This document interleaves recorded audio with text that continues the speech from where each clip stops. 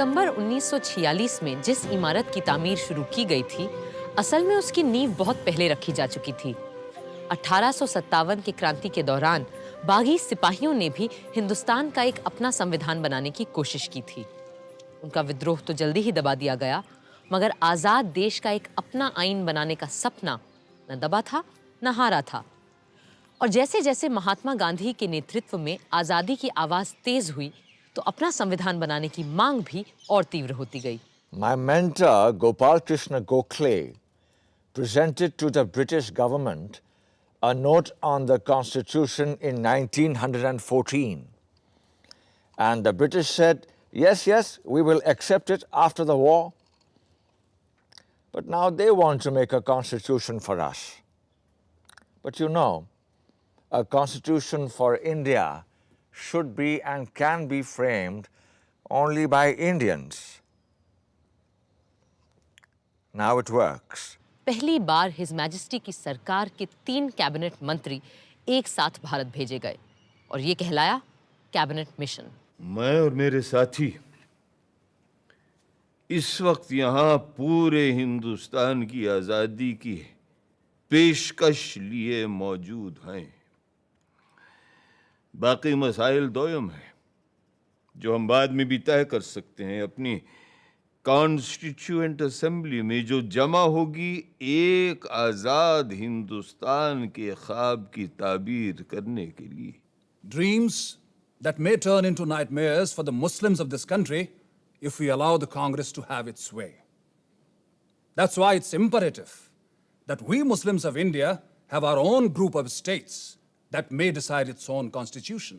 This is not acceptable to us. We are here to discuss the fate of a united India, not to break India into pieces. And if this is the purpose of this mission, I'm afraid we have no business being here. In that case, I'll be forced to adjourn the meeting. Mass action के डर से British सम्राट की सरकार तुरंत मान गई और पंडित नेहरू के भारत लौटते ही 3 दिन के अंदर हिंदुस्तान का आईन बनाने के लिए कॉन्स्टिट्यूएंट असेंबली का मिलना तय हो गया। Mr. Chairman, the resolution that I am placing before you defines our aims and describes an outline of the plans and points to the way which we are going to tread. The resolution that I place before you is in the nature of a pledge, and I hope the House will pass this resolution, which is of a special nature. Bharat की अक्षुण्णता, अखंडता और स्वायत्तता से लेकर नए भारत में सबकी समानता और एकता तक की बात अपने प्रस्ताव में रखी थी पंडित नेहरू ने। चर्चिल साहब की हिमाकत देखिए आपने मौलाना। हाउस ऑफ कॉमन्स में जनाब फरमाते हैं कि any attempt by the Congress party to establish Hindu rule on the basis of majority will be fatal to any conception of the unity of India. This unity was a superficial appearance imposed there by the long generations of British rule. And it would pass away once the impartial guidance from the outside is withdrawn. My charge is that the Muslim League has been encouraged by the attitude of the British to imagine that if it does not come, it may be able to veto the final decision of the Constitutional Assembly.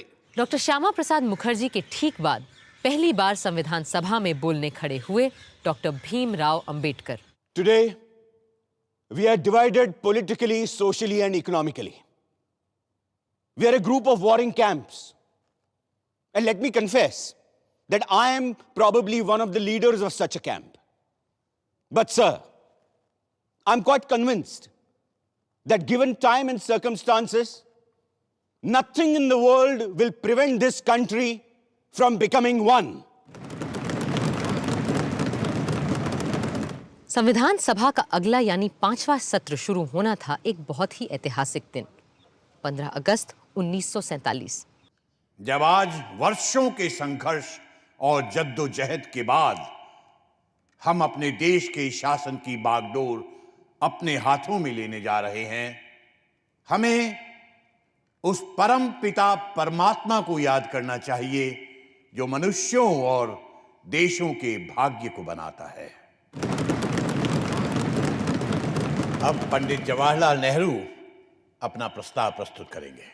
चंद मिनटों में यह assembly पूरी तौर से आजाद खुद Mukhtar assembly हो जाएगी और नुमाइंदगी करेगी एक आजाद खुद मुख्तार मुल्क की। Long years ago, we made a tryst with destiny, and now the time comes when we must redeem our pledge. Not wholly or in full measure, but very substantially. At the stroke of the midnight hour, when the world sleeps, India will awake to life and freedom.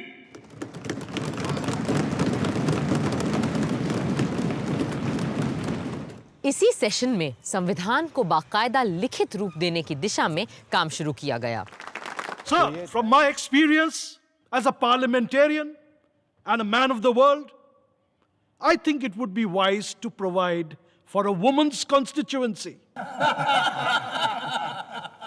If you give them a special constituency, they can have their scramble and fight among themselves without coming into the general constituency. Sir, the last speaker, Shri Rohini Kumar Chaudhary, the erstwhile champion and defender of women, who is against removing their social disabilities, spoke about special electorates for women. And in spite of the chivalry of the previous speaker, Indian women will not tolerate any such reservation in the Constitution. ऐसे हालात में एक विशेष committee बनाई गई और Shri KM. Munshi और श्री गोपाल स्वामी अयंगार को कोई ऐसा फॉर्मूला इजाद करने का काम दिया गया जिससे भाषा के सवाल पर सब संतुष्ट हो सकें। The final decision is that we should adopt Hindi as the language for all official purposes of the Union under the Constitution. The subsidiary decisions were that we had to keep English going for a period of 15 years until Hindi could establish for itself a position in which English stands today. No, no, no! हमारे आईन का ऐसा framework जरूरी है जिसमें federation के साथ एक मजबूत मरकज भी हो।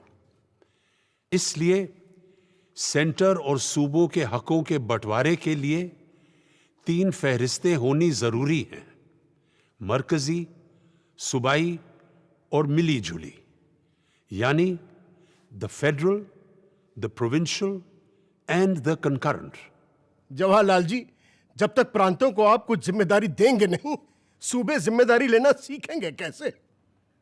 कांग्रेस ने हमेशा विकेंद्रीकरण की बात की थी, पर अब जब अमल का समय आया है, हम झिझक क्यों रहे हैं? वैसे भी मेरा मानना है कि भारत जैसे विशाल देश को केवल दिल्ली से नहीं चलाया जा सकता है। However much you may deny powers to the center, it is difficult to prevent the center from becoming strong. Conditions in the modern world are such that centralization of powers is inevitable. On the other hand, we must resist the tendency to make it stronger. It cannot chew more than it can digest. Its strength must be commensurate with its weight.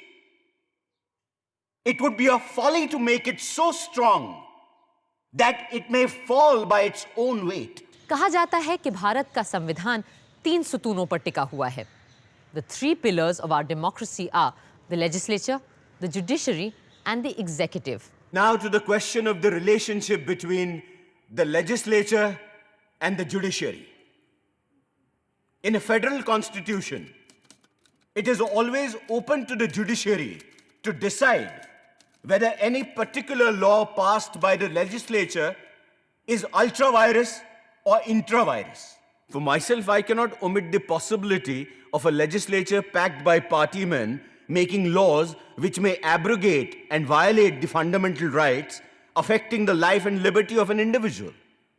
At the same time, I do not see how 5 or 6 gentlemen sitting in the Supreme Court, examining laws made by the legislature by dint of their own individual bias and prejudice, be trusted to determine which law is good and which is bad? संविधान सभा के इस खूबसूरत central hall में 3 साल में बहुत से प्रस्ताव, अनुच्छेद और नुक्ते रखे गए, पास किए गए और बिल्कुल अंत में पारित हुई हमारी उद्देशिका यानी प्रियम्बल, जो संविधान में सबसे पहले आती है। We, the people of India, having solemnly resolved to constitute India into a sovereign democratic republic and to secure to all its citizens justice, social, economic, and political, liberty of thought, expression, belief, faith, and worship. 3 साल की अथक मेहनत रंग ला रही थी। Looking back on the work of the Constituent Assembly, it will now be 2 years, 11 months, and 17 days since it first met on the 9th of December 1946. On the 26th January 1950, India would be a democratic nation, in the sense that India from that day would have a government of the people, by the people, and for the people. On the 26th of January 1950, we are going to enter into a life of contradictions. In politics, we will have equality. And in social and economic life, we will have inequality. In politics, we will be recognizing the principle of one man, one vote, and one vote, one value. In our social and economic life, we shall, by reason of our social and economic structure, continue to deny the principle of one man, one value. How long shall we continue to live this life of contradictions? How long shall we continue to deny equality in our social and economic life? If we continue to deny it for long, we will do so only by putting our political democracy in peril. We must remove this contradiction at the earliest moment, or else those who suffer from inequality will blow up the structure of this political democracy so laboriously built up by this assembly.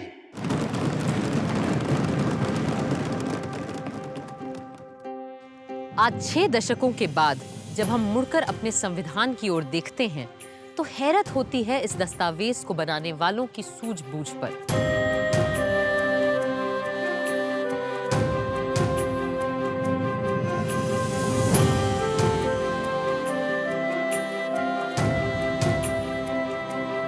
जैसा कि विद्वान Granville Austin ने लिखा है, equipped with the basic qualifications, attitudes and experience for creating and working a democratic constitution, Indians did not default their tryst destiny.